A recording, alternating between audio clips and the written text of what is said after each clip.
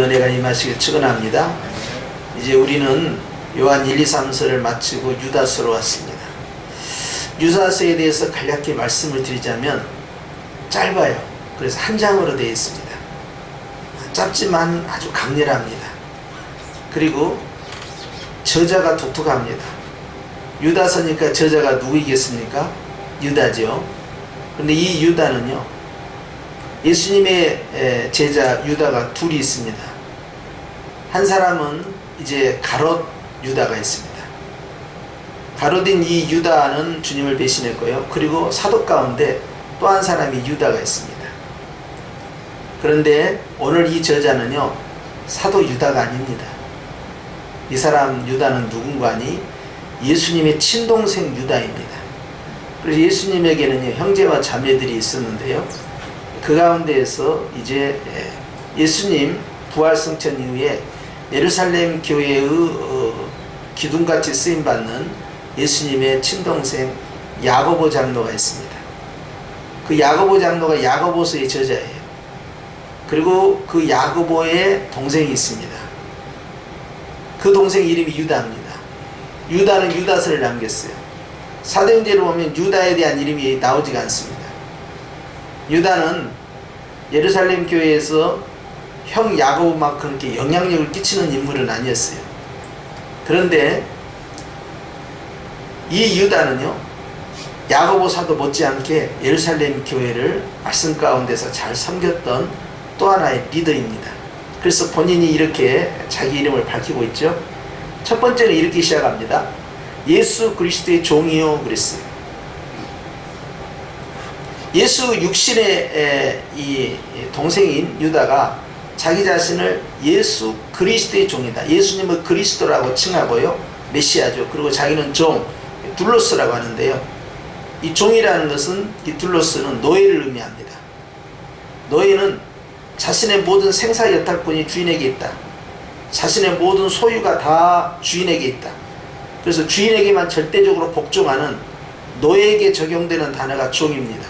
둘로스. 그런데 자기 스스로를 나는 예수님의 동생 유다다 이렇게 표현하지 않습니다. 나는 예수님의 형제다 이렇게 표현하지 않습니다. 나는 예수님의 종이다 라고 표현하고 있어요.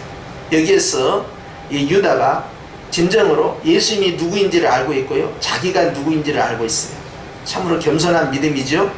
그렇게 해서 내가 예수님의 친동생 유다로서 너희에게 편전하니, 그러면 권위가 확 올라가잖아요. 그런데 이걸 쓰지 않고 있다는 거예요. 이것이 아주 독특하죠. 그래서 이 유다는요, 예수님 앞에 자기 자신을 낮추고 예수님을 높이는 정말 부활의 목격자로서요, 하나님 앞에서 은혜를 입은 그런 귀한 종입니다. 그래서 오늘날 우리가 이제 목사님들을 가르쳐서 주의 종이다 이렇게 표현할 때, 이제 그 종이 바로 이 종인데요, 그것은 예수님에게 쓰임을 받는 사자라는 단어와 함께 쓰임받은 이 종이라는 것은 철저히 하나님의 뜻대로만 쓰임받는 자다, 하나님께만 복종하는 자다라는 의미를 쓸 때 주의 종이다 이런 단어를 써요. 그런데 예수 그리스도의 종이라고 유다는 자기 자신을 그렇게 겸손히 표현하고 있다는 사실이에요. 이것이 아주 특이하죠.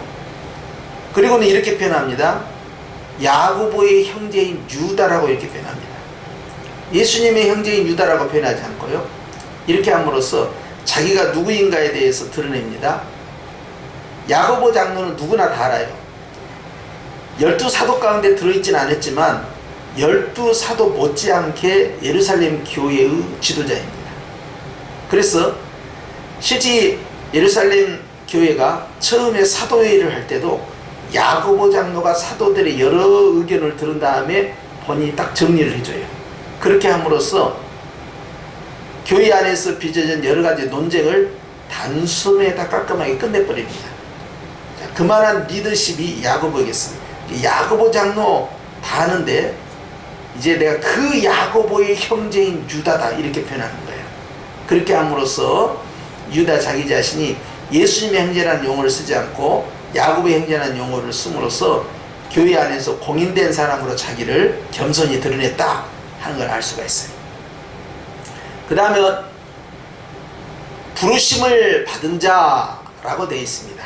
이 편지를 누구에게 보내느냐? 그러니까 내가 유대 크리스찬들에게 보내느냐, 헬라 크리스찬들에게 보내느냐, 예루살렘 교회에서 보내느냐, 아니면은 다른 아시아 교회나 이방인 교회에 보내느냐, 이런 내용이 없습니다. 그냥 부르심을 받은 자들에게 편지하노라 그렇게 되어 있어요.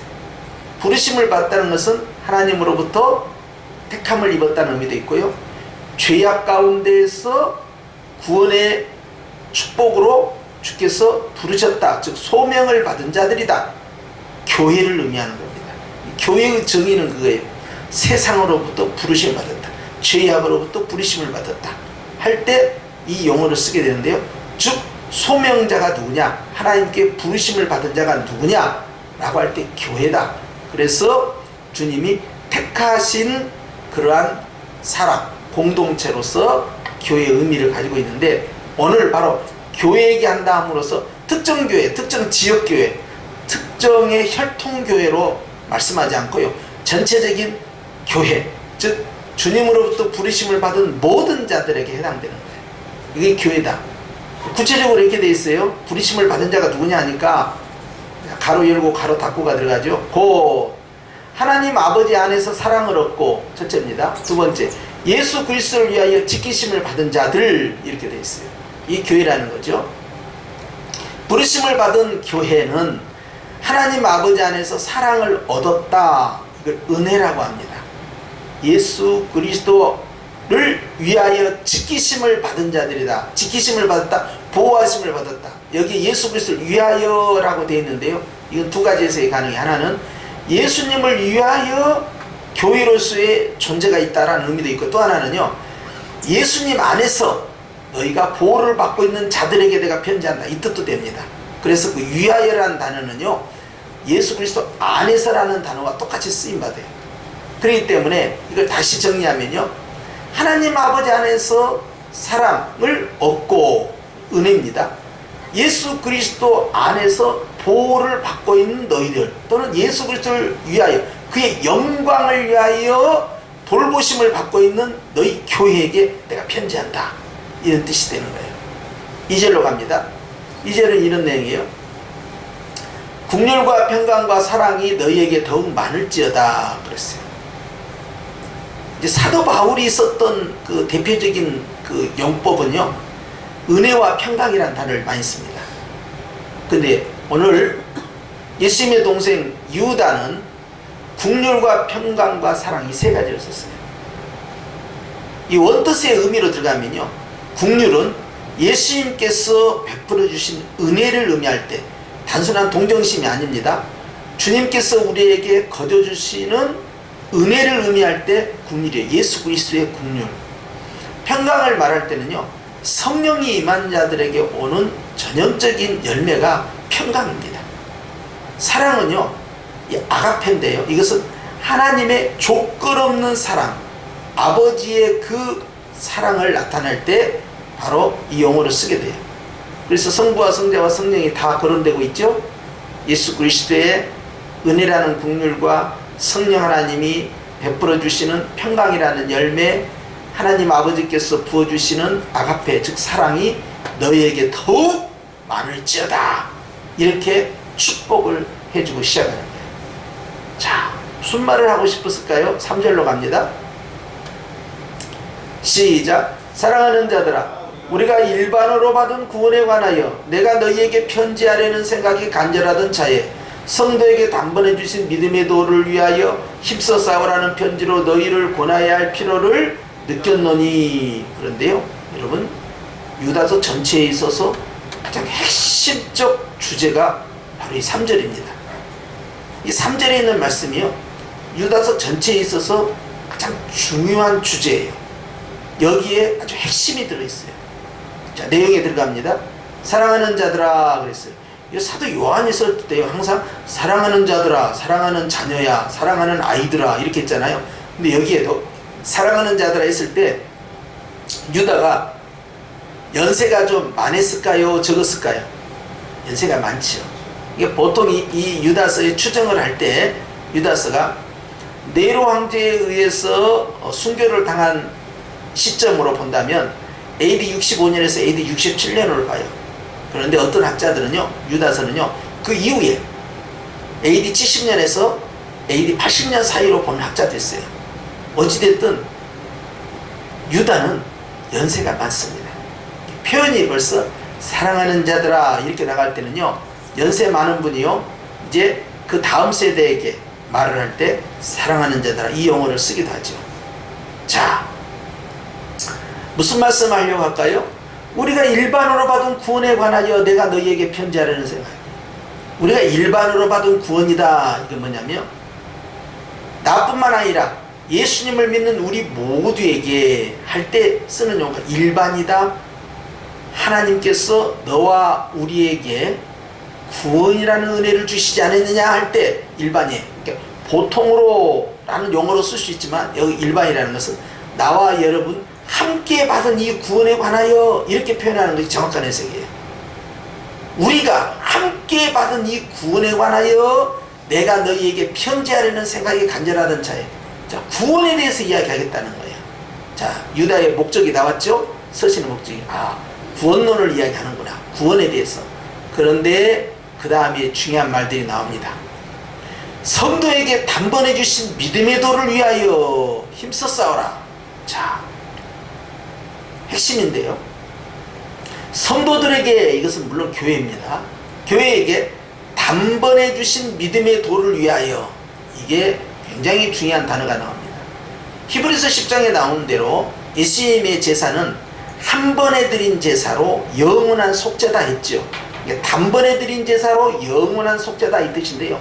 이 단번에 주신 믿음에도, 이것은요, 원에 있어서 이렇게 뿌려. 이 단번이라는 것은 일회적으로 한 번으로 끝났다, 오직 한 번이다, 그런 의미만 있는 게 아니에요. 이런 의미가 있습니다.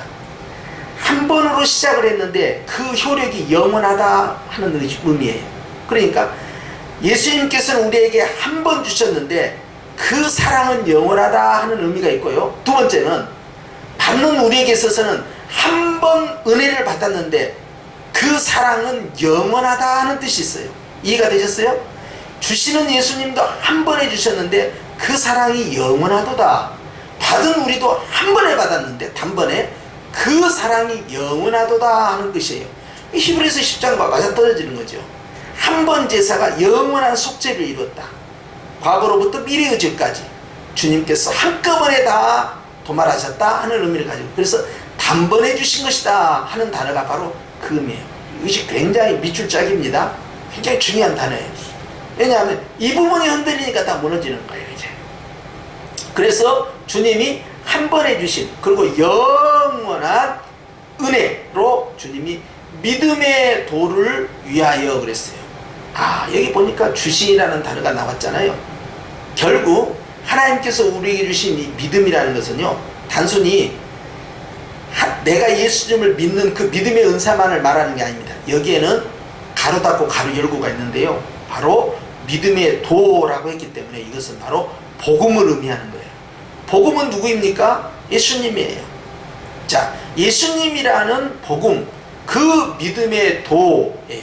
그렇기 때문에 하나님께서 우리에게 선물로 주신 이 믿음의 도, 다른 말로는 하나님께서 우리에게 주신 이 복음, 하나님께서 우리에게 주신 예수 그리스도라는 이 복음의 진리, 이걸 의미하는 거예요. 이것이 단번에 이루어졌고 영원히 이루어졌다 하는 이야기입니다. 자, 이 믿음의 도를 우리가 받게 되었다는 거예요. 주님의 선물이지요. 그래서 주님이 한 번 주신 그 믿음이 영원한 사랑의 복음으로 우리에게 적용되는데, 그 믿음의 도를 위하여 힘써 싸우라. 여기 힘써 싸우라는 것은요, 당시에, 이 초대교회 당시에 로마 제국에는요, 오락 문화가 있었습니다. 우리가 로마 이 문화에 있어서 이 운동 문화, 이 체육 문화, 오락 문화 가운데 제일 잘 알고 있는 것이 뭐냐면 그 마차 있죠. 전차를 타고 코바디에서 보면 막 달리기 시작하잖아요. 그리고 양쪽에 이 바퀴에 말이죠, 칼날을 세워가지고 말이죠, 그래서 상대방의 바퀴를 부시고, 그래서 거기에서 마차가 파손이 되면 그 사람 죽는 거예요 이제. 자, 그런 것도 기억나고, 또 뭐가 기억납니까? 다른박질하는 거 있어요. 그리스에서 시작됐는데요. 자, 그 그리스의 문화가 로마 문화가 그대로 들어옵니다. 그러니까 사도 바울은 뭐라고 그랬어요? 다른박질 하는 자, 뜀박질, 마라톤 선수입니다. 마라톤 선수는요 오직 앞만 보고 가야 된다는 거예요. 자, 또 기억난 거 있죠? 검투사입니다.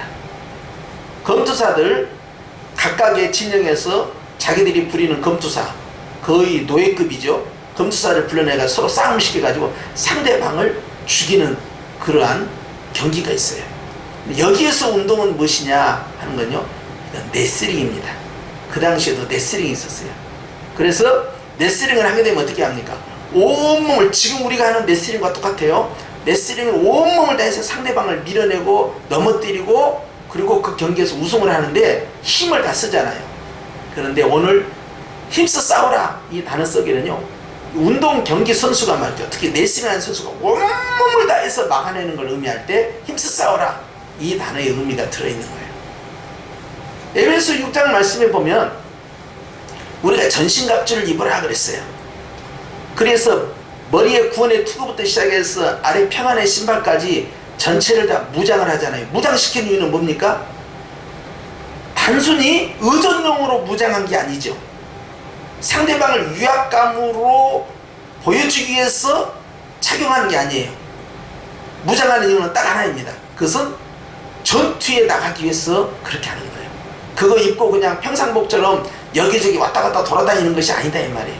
그러니까 군인이 전체를 무장했다는 것은 지금 임박한 전쟁에 나가서 전투를 벌여야 되는 상황이기 때문에 그렇게 하는 거예요.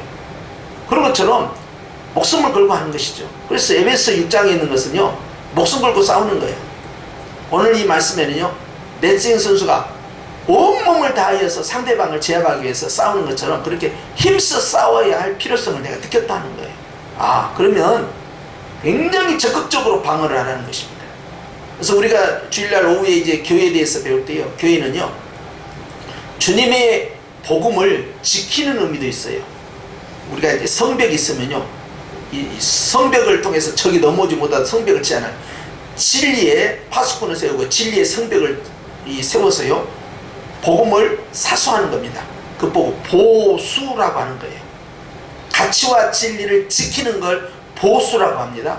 그래서 오늘날에도 정치하는 사람들이 어떤 데는 보수, 어떤 데는 뭐 진보 이렇게 막 나눈 거잖아요. 그런 것처럼 보수하는 거예요.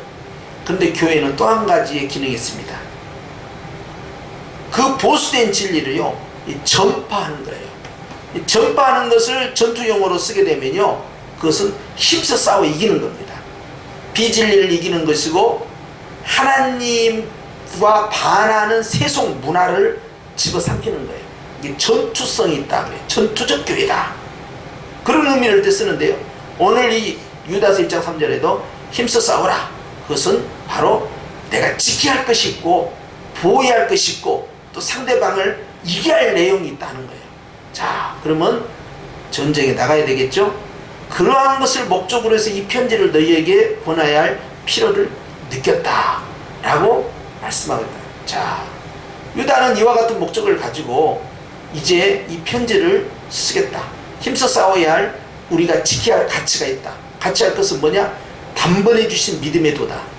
즉 하나님 예수 그리스도의 십자가의 죽으심으로 말미암아 우리에게 영원한 사랑이 나타난 것처럼, 또 그 예수 그리스도를 내가 한 번의 믿음으로 말미암아 내 구원의 복이 영원히 나타난 것처럼, 그렇게 단번에 주신 믿음에도 복음이 있다. 그 복음을 위하여 너희가 힘써 싸워야 된다. 전투에 나가자, 이렇게 독려합니다. 1장 4절로 갑니다. 시작. 이는 가만히 들어온 사람 몇이 있음이라 그랬어요. 가만히 들어온 사람이다. 가만히 들어왔다, 몰래 들어왔다 이 말이에요. 그런데 성경에는요, 예수님께서 요한복음에서도 말씀하셨는데 10장에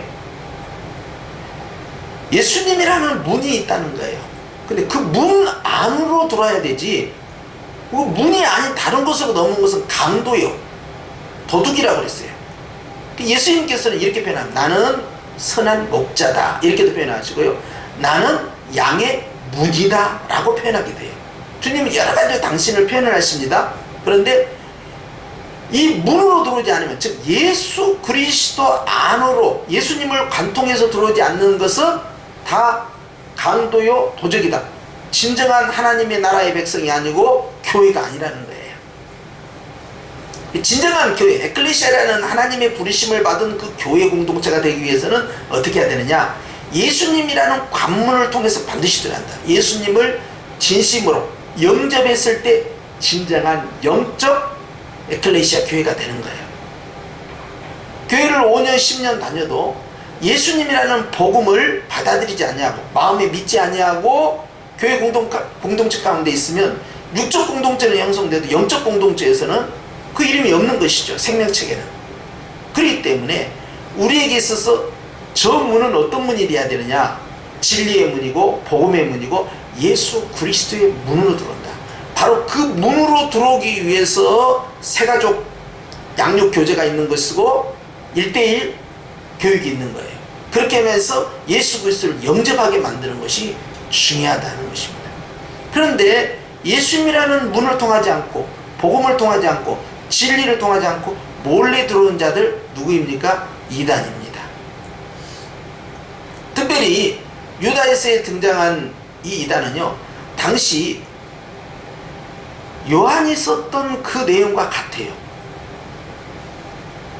네로 황제의 핍박이 있기 전이나 또 요한계시록부터 해서 요한 1, 2, 3서가 기록된 AD 70년, 80년, 90년까지요. 그때 창궐했던 대표적인 이단이 영지주의라는 이단입니다. 이 영지주의 이단이 왜 그 당시에 그렇게 대유행을 했느냐, 우리가 과거에 신천지가 대유행을 했던 것처럼 말이죠. 그렇게 유행한 이유가 있습니다. 그래서 문화 때문에 그래요. 어떤 문화가 바닥에 깔려 있었냐 하면은 로마 사람들의 철학은 없어요. 로마 철학 뭐 들어보셨어요? 로마 철학? 아니죠. 다 헬라 철학 그럽니다. 그리스 철학이에요. 근데 헬라 철학에 있어서 대표적인 사람들 우리가 알잖아요. 뭐 플라톤이나 뭐 이런 사람들. 근데 헬라 철학이 갖고 있는 특징이 있습니다. 그것은요, 철저히 빛과 어둠을 나눈 것처럼 말이죠. 이게 영과 육을 나누고요, 그리고 선과 악을 나누고요, 육체와 이성, 즉 영혼을 나눠요. 그렇기 때문에 이성은 좋다는 거예요. 이데아 세상은 좋다는 거예요. 저 영적인 세계는 좋다는 거예요. 육적인 것은 더럽다는 거예요. 육적인 것은 악하다는 거예요. 육적인 것은 무시해도 괜찮다는 거예요. 이런 문화가 있었어요. 근데 이것이 교회 안에 들어온 겁니다. 그래서 이걸 어떻게 해석하느냐, 예수님께서 과연 육체를 입고 오셨느냐 하는 이야기예요. 육체는 더러운데 신은 지고지순의 최고의 절대선 아닙니까? 신은. 그런데 그 신이 어떻게 더러운 인간의 몸으로 왔겠느냐 하는 이야기예요. 안 왔을 것이다. 그러니까 예수라는 그 존재 육체로 오신 메시아가 아니라 예수라는 존재는 있을지 모르지만 육체의 예수는 아니라는 거예요. 신이 아니라는 거예요. 그래서 육체의 예수와 육체의 예수에게 임한 하나님의 영을 분리를 시켜버립니다. 그래서 육체는 더럽고 육체는 악한 것이고 결코 선하지 않다는 거예요. 그리고 중요한 것은 항상 영이라는 거예요. 그렇기 때문에 영주주의자들은요, 이런 헬라의 문화를 그대로 받아들여 가지고요, 어떻게 생활을 하느냐, 영으로만 깨끗하면 되니까 육체는 더러운 것이고 육체는 무가치한 것이고 육체는 악한 것이기 때문에요, 육체로 어떤 죄를 져도 그런 뭐 중요한 게 아니라는 거예요. 그냥 영만 훼손되지 않으면 괜찮다는 거예요. 그러니까 두 가지로 딱 나타나는데, 하나는요, 영주주의에 빠진 사람들은요, 영은 좋은 것이고 육체는 더러운 것이니까요, 육체가 더럽잖아요. 그러니까 금욕주의를 합니다. 금욕주의.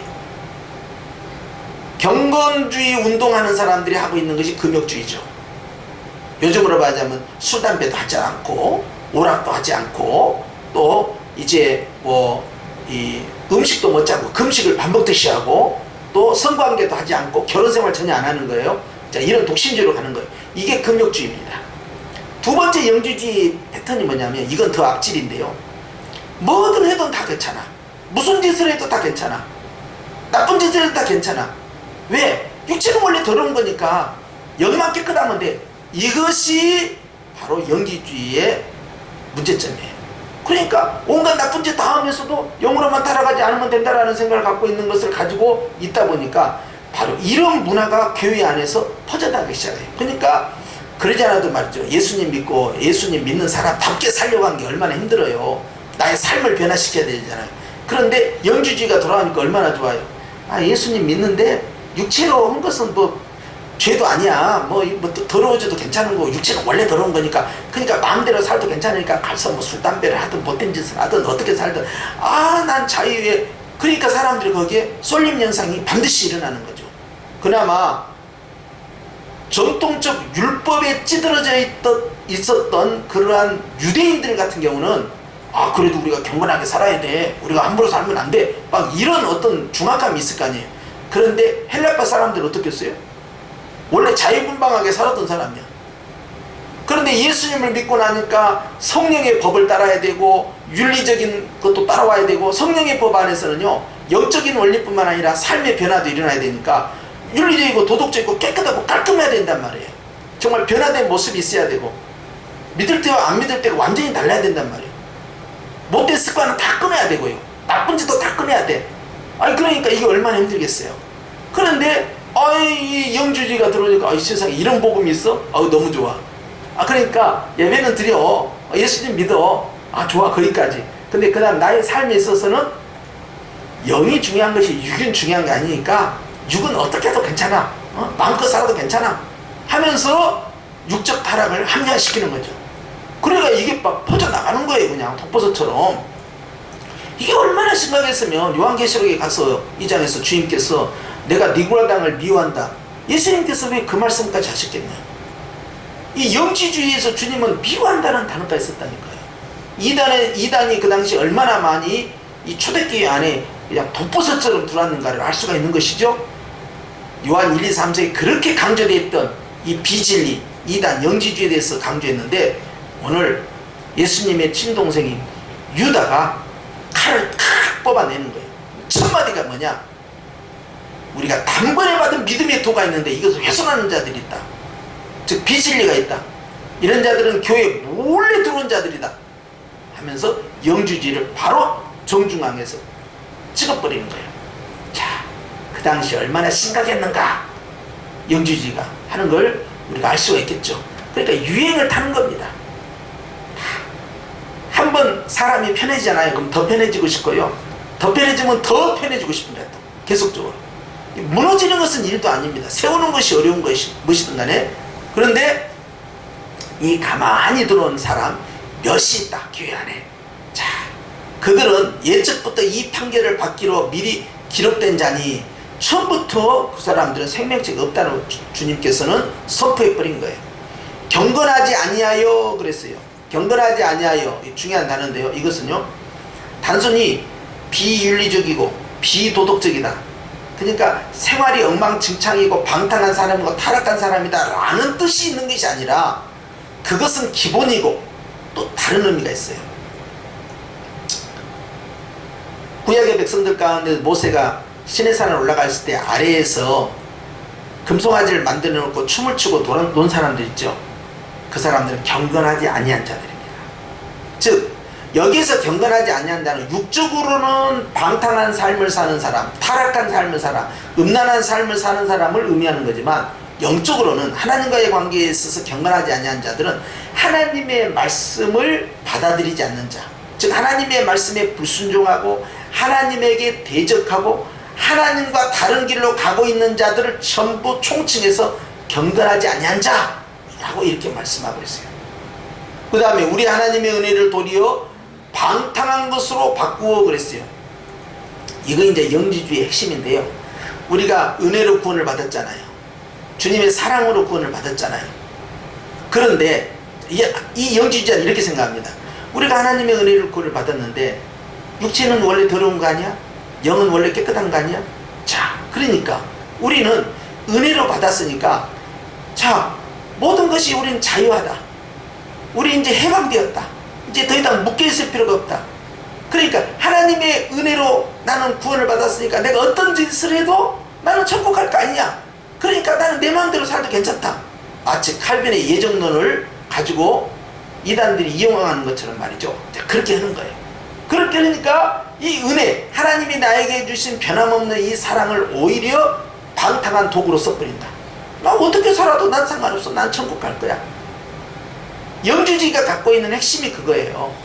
하나님의 은혜로 영이 구원받았어요. 육체는 어떤 삶을 살아도 나중에 천국 가는데 아무 문제가 없다는 거예요.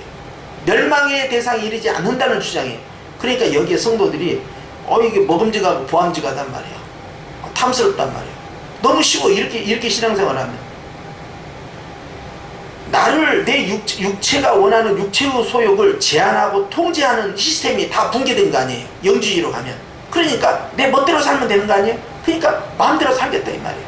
그렇게 방탕한 것으로 바꾸어 홀로 하나이신 주제에 그랬어요. 홀로 하나이신 주제의 이 말은요, 유일하신 내 주인 할 때, 자기가 둘로스라고 표현했잖아요. 유다가 마찬가지로 여기도 홀로 하나이신 유일한 나의 주 이 뜻이에요. 나를 창조하시고 나를 구원하시고 내가 섬겨야 할 유일한 분이 딱 한 분 계신다. 그분이 누구냐? 우리 주 예수 그리스도라는 거예요. 그런데 여러분 여기에서 핵심을 말씀드리는데요, 다른 사람들이 이런 이야기를 해도 감동이 되거니와 지금 예수님의 친동생 유다가 이 말을 하고 있다는 거예요. 예수님께서 육체로 오신 것을 유다가 봤어요, 안 봤어요? 당연히 봤죠. 가족이었잖아요. 가족. 같이 생활했잖아요.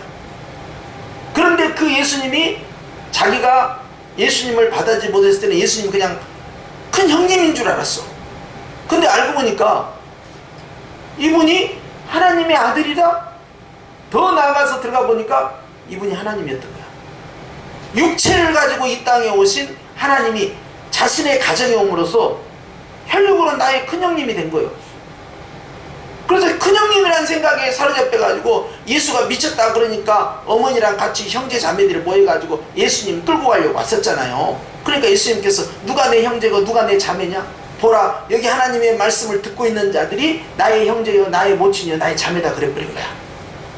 이게 그때까지는 안 받아들인 거예요. 그런데 예수님이 십자가에 죽으신 이후에 부활 사건을 경험했잖아요.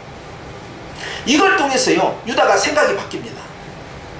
사도 바울이 바뀐 것처럼 예수님은 단순히 우리 집안의 그 형님이 아니라 바로 메시아였고 그리고 하나님 그 자신이었다는 사실을 알게 된 거예요. 그러니까 이제는 예수님을 호칭을 할 때 우리 주 예수 그리스도, 그리고 나는 그분의 둘로스, 종이다, 노예다 이렇게 표현을 한 거예요. 감히 나의 형님이신 예수 그리스도의 친동생 유다가 편지하는 이렇게 안 씁니다. 야고보의 형제 동생인 나 유다가 편지하노니 이렇게 하는 거야. 이제 예수님과 지금 거리두기를 하고 있죠. 왜? 예수님은 이제 하나님이라는 뜻이에요. 그러면서 홀로 하나이신 유일하신 나의 주분이 누구냐는 거예요. 내 생사열딱분을 지고 있고 나를 창조하시고 구원하신 유일한 분, 바로 우리 주 예수 그리스도다 라는 것을 그 누구도 아니고 예수님의 친동생이 증거하고 있다는 사실이에요. 이것이 기가 막힌 것이죠. 이게 백미입니다. 이게. 그래서 사도들도 증언을 잘했거니와 예수님의 친동생들이 나타나서 그분은 하나님이셨다. 야고보도 마찬가지고 유다도 마찬가지고 그분은 하나님의 아들이시며 하나님이셨다. 그리고 나의 유일한 주분이시다. 주제, 이것은 천지의 창조주, 나의 왕이시여 나의 구원자시여 이 모든 걸 포함하는 단어가 바로 주제입니다. 자, 유다가 이런 신앙 고백을 할 수 있다는 거 놀랍죠? 그런데 내가 분명히 눈으로 보았고 내가 손으로 만진 바가 되었고 내가 경험한 바가 된 우리의 유일한 주제이신 예수 그리스도의 육체로 오심을 부인한 자가 누구이냐? 육체로 오신 예수 그리스도가 하나님의 아들이며 하나님 자신이라는 사실을 부인한 자들이 누구이냐? 몰래 교회 가운데 들어온 이단이 있구나. 다시 3절로 돌아가면 너희가 바로 단번에 주신 믿음의 도를 위하여 힘써 싸워야 한다. 그냥 흘러먹고 말라먹고 왜 쟤는 저런 생각을 가지고 사는 거야 이렇게 놔두지 말고 힘써 전쟁을 벌려서 적발시켜 나가야 된다는 거예요. 교회 안에 그런 이단이 전혀 그런 생각들, 그런 철학, 그런 이념, 그런 주장, 그런 논리 이런 것이 존재하지 못하도록 교회들은 힘써 적극적으로 생명 걸고 싸워야 한다 하는 것이 3절의 그 내용이었어요. 이해가 되셨죠?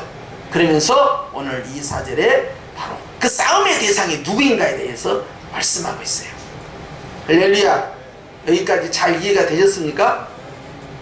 여러분 이해하시라고 열심히 쉽게 풀어본다고 풀어봤는데, 자, 내용에 깊이 들어가면 들어갈수록요 짧은 편지이지만 아주 깊은 울림의 말씀이 있다는 걸 알 수 있고요. 특히 감동스러운 것은 예수님, 육체로 오신 예수님이 하나님 자신이었다는 사실을, 우리 주 예수 그리스도의 유일한 홀로이신 하나님, 우리의 주제라는 사실을 누가 증언하고 있느냐? 바로 예수님의 친동생인 유다가 그걸 증언하고 있다. 이것이 아주 핵심이에요. 그래서 유다의 증언은 내가 만난 예수 그리스도를 자기가 증거하는 거예요. 그 사람도 원래 안 믿었던 사람이에요. 그러죠? 그런데 예수님을 하나님으로, 또 나의 구원자, 나의 창조주로 영접했다는 사실, 이것이 놀라운 겁니다. 저나 여러분이나 다 과거에는 유다 같은 주님을 영접하지 않는 때도 있었지만, 예수님을 영접한 다음에 우리는 다 주님으로부터 부르심을 받은 자, 즉 에클레시아 교회가 되었다는 사실이에요. 교회는 이 단번에 믿는 이 믿음의 도, 진리를 지키기 위하여 힘써 싸워야 한다. 최근에 이 말씀을 드리고 이제 마치려고 하는데요, 신천지 이만희에게 그 여인이 있습니다. 사실상 부인이에요. 그런데 이 언론에 나왔는데요, 일반 언론에 이 둘 사이가 벌어져 버린 거예요. 그래서 이 부인 역할을 했던 이 사람이요, 이제 신천지가 가짜라는 것을 폭로하고 있어요. 그러니까 이단 전문가들이 이걸 보고는, 야, 이게 어찌 된 거냐, 이게 해계번이 싸움이 아니냐, 이게 재산이 어마어마하잖아요. 그러니까 어떻게 된 것이냐, 이것이 가평에 자기네 본부에서 같이 생활하고요, 이 여자가 다 주도했단 말이에요. 그런데 이 여자가 지금 쿠데타를 일으켰으니 이게 도대체 어떻게 된 일이냐, 넘버 2가. 그래서 이단 연구가들은 얘네들이 권력싸움, 지분싸움을 위해서 이렇게 벌리는 것이 아니냐, 아니면 이 여자가 정말로 신천지가 잘못됐다는 걸 알고 개정하려고 하는 것이냐, 그것 때문에 지금 논의가 분분해요. 그러면서 이런 말도 써놨더라고요. 만약에 신천지가 분화가 되어서 신천지가 깨져가지고 돌아오게 된다면 기성교회는 맞이할 준비가 되어 있느냐 하는 거예요. 그거 간단치 않습니다. 그건요, 복음의 도를 정확히 처음부터 가르쳐야 돼요. 나중에 이 양 세력 간의 갈등이 내부적인 권력 싸움인지 실적인 신천지에 대한 회의감을 가지고 집단이 대거 이탈하는 것인지 알 수는 없지만, 내부적으로 폭로가 되었다는 사실은 언론에 그대로 나온 거예요. 우리 한국은요, 종교성이 강하다 보니까요, 무신론보다 유신론자가 훨씬 많습니다. 종교를 가진 사람이. 비종교인보다 종교인이 훨씬 많은데요, 특히 우리 기독교 같은 경우는요, 이단이 너무 많아요. 그런데 주님은요, 가만히 들어온 자들에 대해서 가만히 두지 말라는 거예요. 확실하게 끝장을 내라는 거예요. 그거 용서가 없습니다. 그러니까 예수님께서도 그랬고 사랑의 사도 요한도 마찬가지고요, 이단에 대해서는 국률과 자비가 전혀 없어요. 뭐 권면하다가 뭐 어떻게 하라, 그런 내용이 없어요. 단번에 그냥 바로 가는 거예요, 그냥. 그렇기 때문에 이단에 속한 자와는 서로 대화도 하지 말고 인사하지 말고 집안에 들이지도 마라 하는 것은요, 얼마만큼 경계를 해야 되느냐 하는 걸 보여주는 것이죠. 그만큼 주님께서 이 이단에 대해서 어느 정도로 미워하시는지를 보여주는 거예요. 그래서 예수님께서 원수를 사랑하라 말씀하셨잖아요. 그런데 이단에 대해서는 사랑하라 말씀한 바가 없어요. 예수님이 사랑하지 말아라는 그 대표적인 두 대상이 뭐냐면 죄입니다. 죄를 사랑하라는 적이 없고요, 이단을 사랑하라는 적이 없어요. 죄는 곧 그 이면에 마귀가 붙어 있잖아요. 이단도 그 뒤에 마귀가 붙어 있잖아요. 결국 우리의 마지막 원수는 누구냐? 바로 마귀다. 이렇게 결정되어 있는 거죠. 그런데 이건 사랑의 대상이 전혀 아니고요, 처부시할 대상이에요. 이걸 여러분 기억하시고요. 이단에 빠진 사람은 국리를 여기되 이단의 죄와 이단의 교리는요, 우리가 얼마만큼 극히 미워해야 될 것이냐 하는 걸 보여준 것이다 하는 거예요. 오늘 여기까지 말씀을 마치고요, 여러분 계속해서 유다서를 통하여서 큰 은혜가 임하시기를 주의 이름으로 축원합니다. 기도하십시다.